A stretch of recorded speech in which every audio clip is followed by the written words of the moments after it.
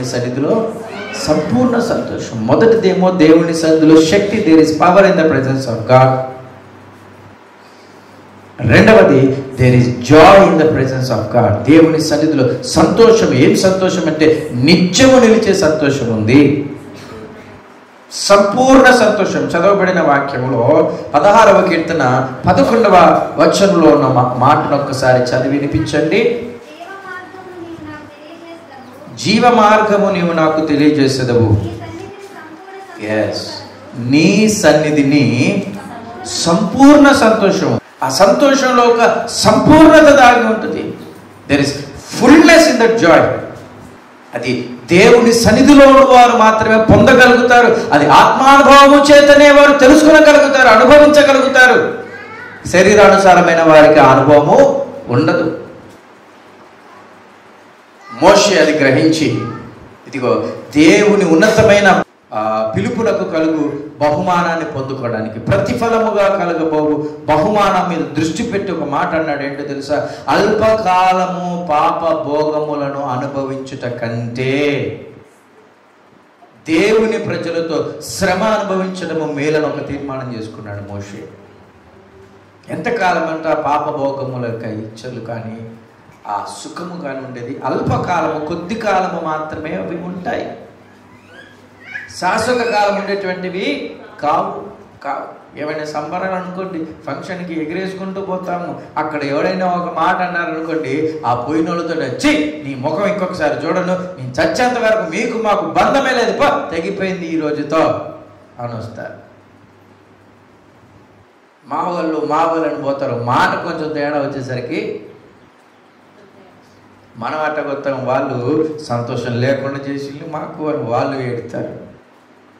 అది కొద్ది కాలం ఉండేటువంటివే. దేవుని సన్నిధిలో నిత్య సంతోషం ఉందండి. తెల్ల బట్టలు వేసుకొని పోతున్నాం అనుకోండి, దేవుని సన్నిధికి పోవాలనుకున్న ఆశ. తెల్ల బట్టల సంగతి తర్వాత, కానీ ఆ తెల్ల బట్టల మీద రెట్టే పడ్డదు అనుకోండి, నీ గురి I want to be in the presence of God, దేవుని సన్నిధిలో నేను ఉండాలన్నటువంటి ఆశ నీకుంటే రెట్టే పడిని ఇంకేమన్నా పడిని నువ్వు పట్టించుకోవాలి. లేదు నా తెల్ల చొక్కాని అందరికీ చూపించుకోవాలా అని దీని మీదే పరవశంతో పోదాం అనుకున్నాం అనుకోండి, ఆ రెట్టబడాల్సిన అవసరం లేదు. చిన్న చొక్క పడ్డా నా మనసంతా ఎట్లా ఉంది ఇవాళ, నా మనసంతా ఎట్లా ఉంది ఇవాళ అనుకుంటావు. ఎందుకు? నీ మనసంతా నీ చొక్కా మీద మాత్రం ఉంది. దీన్ని బట్టే నీకు ఆనందం అనుకుంటున్నావు. లేదో ప్రభువులో ఆనందించు. పౌలు భక్తుడు ఒక్క చొక్కా పెట్టుకొని ఇంకొక చొక్కా తీసుకురారా అని చెబుతూ ప్రభువునందు ఆనందించుడి, మరలా చెప్పుదును ఆనందించుడు అన్నాడు. నేను విడిచి వచ్చిన ఆ చొక్కా పట్టుకొని రా అని చెప్తూ అంటాడు, ఇదిగో ప్రభువునందు ఆనందించుడి, మరలా చెప్పుదును ఆనందించుడి. ఏమి ఉన్నా లేకుండా పాట పాడతాం కదా. ఏం పాట అది? అది ప్రైజ్ ది లార్డ్ పాడండి.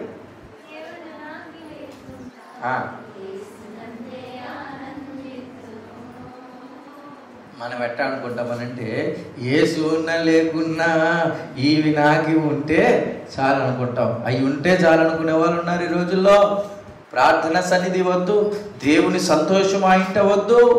సైతాను ఈ రోజున లోక సంబంధమైనవి నీకు ఎర్రలాగా పెట్టి నిన్ను ఈడ్చుకొని పోతున్నాడు. క్రీస్తులో ఉన్నటువంటి జీవములో నిన్ను తప్పించాలని, నిత్య సంతోషములో నిన్ను తప్పించాలని ఎన్నో తంత్రములను వాడు పన్నుతున్నాడు,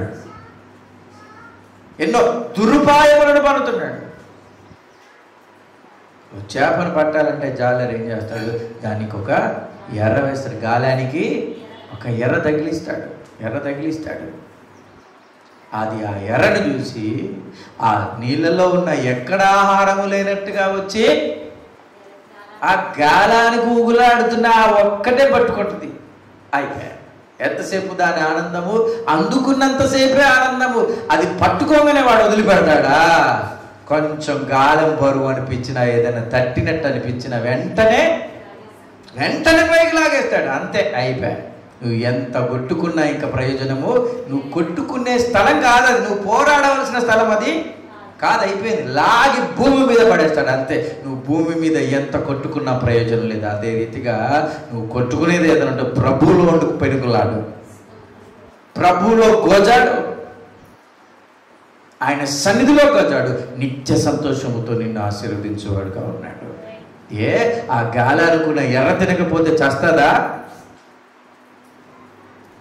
ఒక్క క్షణమే కదా, ఒక్క క్షణమే, నిమిషాల వ్యవధి కూడా పట్టదు. ఒక్క క్షణంలో తట్టిందో లేదా పైకి లాగిస్తా, అయిపోయింది. సైతాను కూడా అట్లాగే నీకు ఎర్రని చూపిస్తున్నాడు. ఈ రోజున నీకు సంతోషం అనిపించేది, నీకు సుఖం అనిపించేది, నీకు అనుకూలంగా అనిపించేది ఈ లోకంలోనే ఉంది. నాకు ప్రభుతో ఏం పని అనుకుంటావు? ఏదో అనారోగ్యం వస్తే యేసు ప్రభుని నమ్ముకుంటాను, ఏదో నష్టం వస్తే యేసు ప్రభుని నమ్ముకుంటాను, ఏదో అప్పు తీరిపోతే దాన్ని యేసు ప్రభుని నమ్ముకుంటున్నాను, ఏదో కలిసి వస్తుందని యేసు ప్రభుని నమ్ముకుంటున్నాను అని అంటే నీకంటే మూర్ఖులు ఇంకొకరు లేరు. నిత్య సంతోషం ఉంది ఆయన దగ్గర. Praise the lord.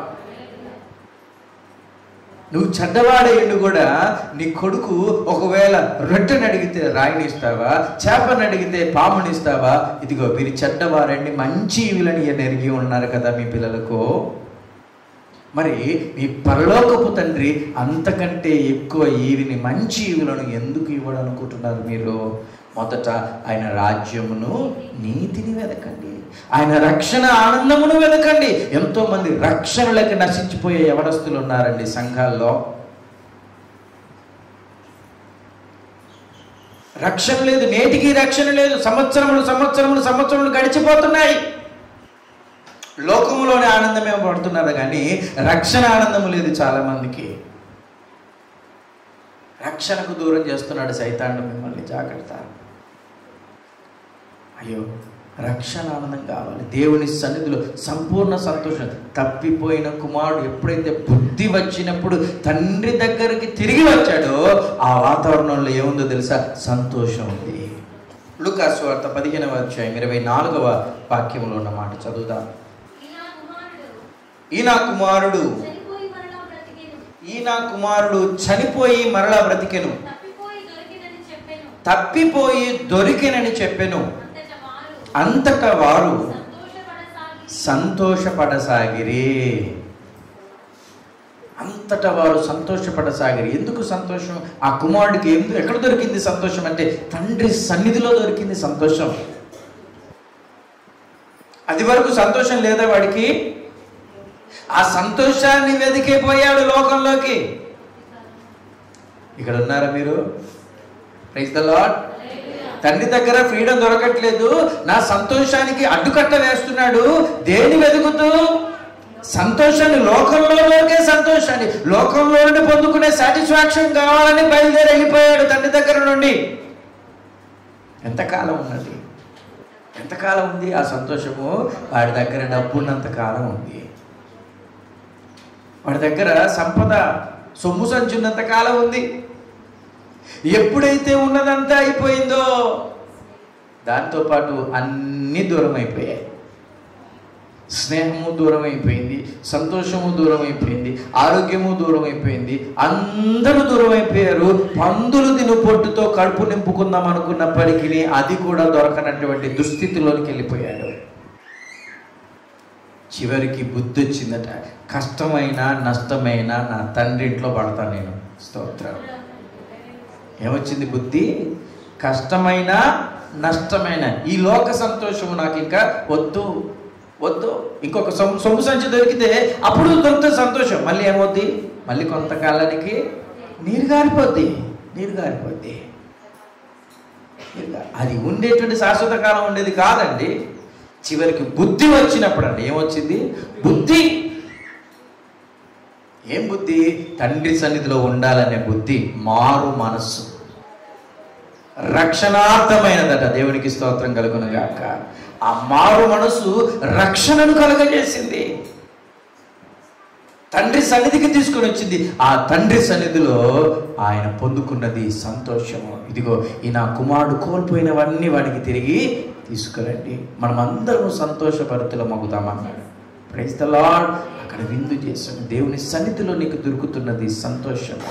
ఏం సంతోషం అంటే సంపూర్ణ సంతోషం.